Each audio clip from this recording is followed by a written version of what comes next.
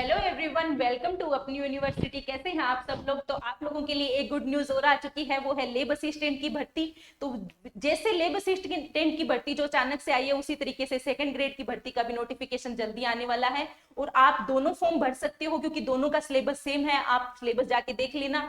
Even जो आपकी लेब assistant की जो वैकेंसी है, उसमें आपके जो सेकेंडरी लेवल वाला और सीनियर सेकेंडरी वाला है वही आएगा। जो आपके ग्रेजुएशन लेवल वाला है पोर्शन, वो नहीं आएगा इसमें। ठीक है, ऑलमोस्ट सेम है। तो उसी को के लिए हम आप लोगों के लिए लेके आए हैं एक सिलेक्शन सीरीज, जिसमें हम लोग पहले आपको क्वेश्चन जो प्रीवियस ईयर में पूछे गए हैं उन क्वेश्चन को डिस्कस करेंगे। साथ ही उस क्वेश्चन पे बेस्ड जो कंसेप्ट है उसको हम लोग यहाँ पे डिस्कस करेंगे, जिससे आपको बहुत ज्यादा फायदा मिलेगा। और संस्कृत शिक्षा विभाग की जो वैकेंसी होने वाली है दिसंबर में, उसके लिए भी ये बहुत ज्यादा इंपॉर्टेंट है। ठीक है, तो उसी की शुरुआत करते हैं आज हम।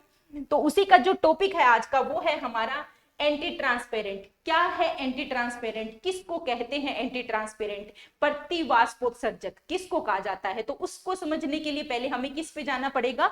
वाष्पोत्सर्जन में जाना पड़ेगा। तो उससे पहले मैं आप लोगों को क्वेश्चन दिखा देती हूँ कि कौन सा क्वेश्चन एग्जाम में पूछा हुआ है। क्वेश्चन आया है कि प्राकृतिक रूप से पाए जाने वाले प्रतिवाष्पोत्सर्जक का एक उदाहरण कौन सा है? यानी कि जो नेचुरली इन्वायरमेंट में है, उस जो एंटी ट्रांसपेरेंट है उसका आप नाम बताइए, वो कौन सा है। आपको ऑप्शन चूज करने थे।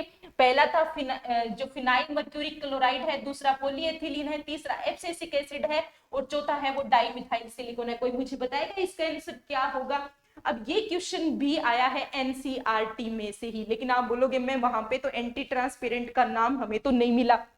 मिलेगा, वो डायरेक्ट नहीं होके इनडायरेक्ट क्वेश्चन है, लेकिन आपको एब्सिसिक एसिड जहां पे दिया है, जो ग्रोथ रिटार्डेंट में एब्सिसिक एसिड या एब्सिसिक अम्ल जहां पे दिया है, वहां पे आप लोगों को दिया हुआ होगा कि ये एक क्या करता है, जो ट्रांसपिरेशन, जो पानी का जो वाष्पोत्सर्जन होता है प्लांट सरफेस से, उसको रोकता है ना। तो वही क्वेश्चन आया हुआ है। तो हम समझते हैं पहले क्या है ट्रांसपिरेशन। ट्रांसपिरेशन क्या है कि पानी का लॉस किससे? प्लांट सरफेस से। किस फॉर्म में? वेपर फॉर्म में। बस इतना ही याद रखना आपको कि जो प्लांट की सरफेस है उससे पानी जब वाष्प के रूप में उत्सर्जित होता है, निकलता है बाहर, वहां से उसका पानी का जो लॉस होता है उसको वाष्पोत्सर्जन कहते हैं। एक चीज और बता देती हूँ प्यारे बच्चों, वाष्पोत्सर्जन नेसेसरी इविल है। क्यों दुश्मन है? ये ना चाहते हुए भी ये दुश्मन है। क्यों दुश्मन है? क्योंकि ये करना भी पड़ेगा, क्योंकि ये जो पादप है उसके विकास और उसकी ग्रोथ के लिए बहुत ज्यादा जरूरी है। और अगर नहीं होगा तो ग्रोथ और विकास दोनों रुक जाएगा, और होगा तो पानी का लॉस होगा। यानी कि होना भी जरूरी है, और नहीं होगा तो क्या होगा वो भी मैंने आप लोगों को बता दिया। क्योंकि अगर ट्रांसपिरेशन की वजह से ही जो प्लांट है वो क्या कर रहे हैं, जो न्यूट्रिएंट होते हैं जमीन से उनको ले पाते हैं पानी के साथ में। ठीक है, वो भी हम कंसेप्ट आगे पढ़ेंगे। तो वाष्पोत्सर्जन को रोकना, ऐसे केमिकल्स या जो ऐसे रसायन जो ट्रांसपिरेशन की रेट को कम कर देते हैं या बंद कर देते हैं, उन्हीं को ही कहते हैं प्रतिवाष्पोत्सर्जक या फिर एंटी ट्रांसपेरेंट। तो ये चार तरीके के होते हैं। पहला है स्टोमेटा क्लोजिंग, यानी कि जो स्टोमेटा को क्लोज कर देंगे। अगर हम किसी प्लांट की सरफेस पे ऐसे रसायनों को डालेंगे तो वो सारे के सारे जो प्लांट के सरफेस पे जो छिद्र हैं उनको बंद कर देंगे। तो उसका एग्जाम्पल है फिनाइल मर्क्यूरिक एसिटेट और एट्राजिन, है ना। ये एट्राजिन आपने सुना होगा, ये हेर्बिसाइड है, लेकिन इसकी कम मात्रा किसके काम आती है? जो आपके एंटी ट्रांसपेरेंट के रूप में या प्रतिवाष्पोत्सर्जक के रूप में काम आती है। दूसरा है फिल्म फॉर्मिंग, जो क्या करेगा, प्लांट की सरफेस के ऊपर एक फिल्म बना लेगा ना, यानी कि फिजिकल बैरियर बना देगा। एक अंदर पानी है, उसके बीच में फिल्म आ गई, और एक बाहर का इन्वायरमेंट है, यानी कि जो अंदर का इन्वायरमेंट है प्लांट की लीफ के, और एक बाहर का इन्वायरमेंट है, उसके बीच में एक गैप आ गया। तो गैप आने की वजह से क्या होगा, एक फिल्म बन गई उसके ऊपर, जिसको वैक्सी कोटिंग भी कह सकते हैं हम लोग, है ना।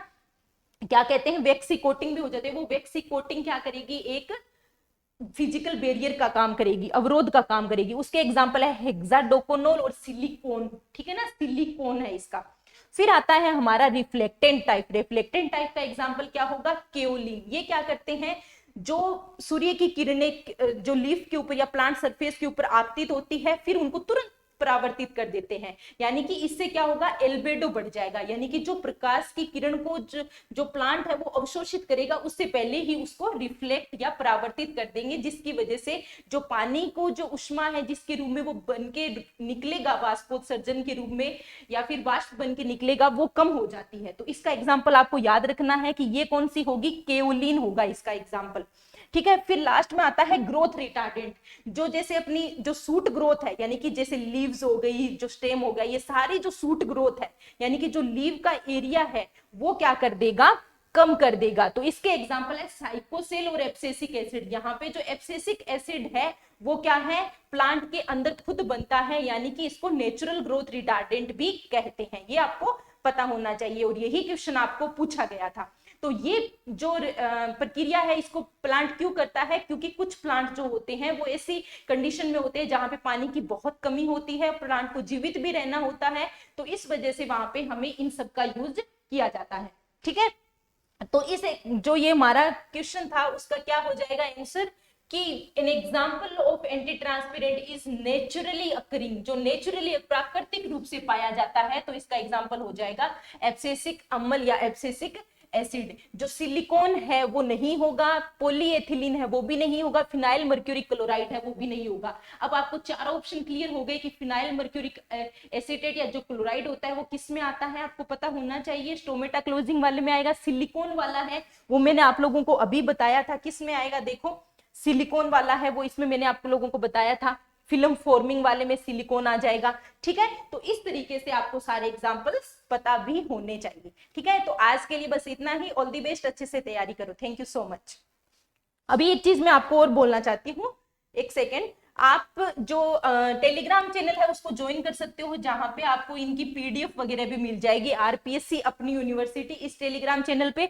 और ये जो सारी इंफॉर्मेशन है इस चैनल को आप सब्सक्राइब कर सकते हो आगे ऐसी ही इंफॉर्मेशन लेने के लिए। Thank you so much.